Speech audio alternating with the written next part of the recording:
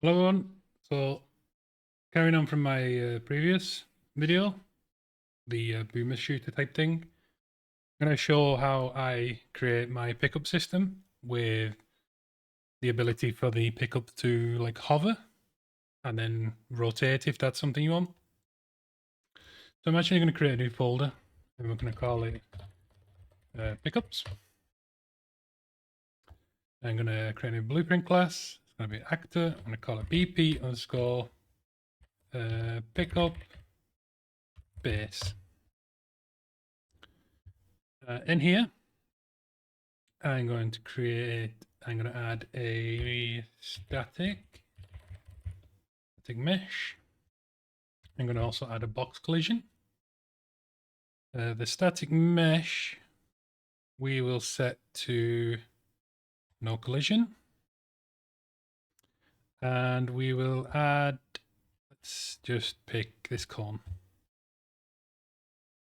So let's put the cone like that. So the first thing we can do is add the ability for it to rotate while in the world. This is quite easy. You just add, and then you can search for rotating movement. You can click on this and then set how much you want it to rotate. So if I want 45 degrees in this angle in Z. So if I put this in the world, let's see what it does. So you can see now it's rotating that way. And then obviously if you want it to rotate a different way, so say we do 45 and 45 that way, and then compile and play. So now it rotates like that. So hover is a bit different. To make this, I'm actually going to create a component which can be attached to any actor, and it will give it the same effect. So we go to blueprint class, and we want actor component. I'm going to call this BPC for blueprint component underscore hover. Okay. So what we can do is go into this, and then we can see all the different. It's like another blueprint actor that attaches to another one. Basically, we want some variables. So we're going to have a vector. We're going to call this actor start location. Then we also want a float, which will be called time. So from the begin play, we want to set the actor start location. From this point, we want to get the owner. So this is whoever the component is attached to. We want to get actor location, and then we want to hook it in. So now, when we begin play, we will save the actor's location so we can use it in the hover.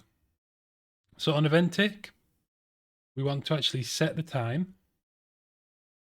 The time is going to be the time plus world delta seconds. And then we plug that in there.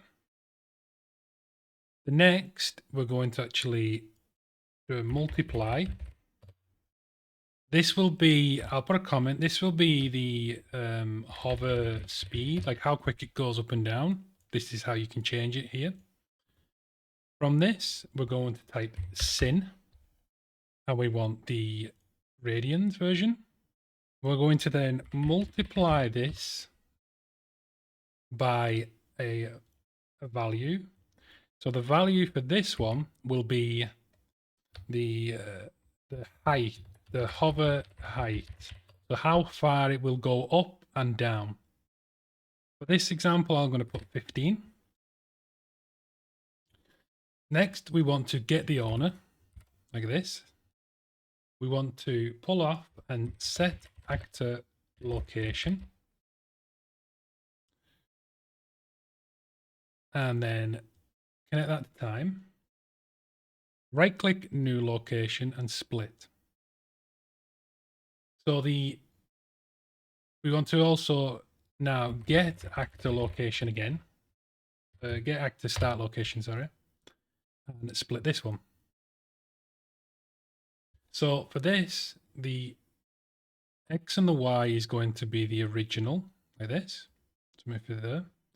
The Z, we're going to take this multiply here for the hover height. We're going to do plus. And we're going to actually, well, we want the, I'll click to turn this node off. We want the Z from here to be the start. And then we hook this up here to this. And then that will be new location Z. Like this. So now if we play this,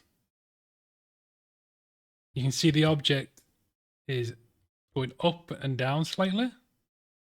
If I turn the rotate, no, it's not, of course, silly me. So what we need to do now is actually add the component to the object. So we can click add and search for bpc_hover. So there we go, now we have it. If we want to make it so we can see the variables here, we can actually we could promote these to a variable like this. So we could call this one hover speed, and then we could do hover height. Click the little I to make it editable. And now we have these here. So the hover speed and the height. So the height we will do 15. And the speed, I'm going to do 2. Now, if I just disable this a second, it just rotates on one angle so we can see it better. Now if I play, so you can see now it hovers up and down.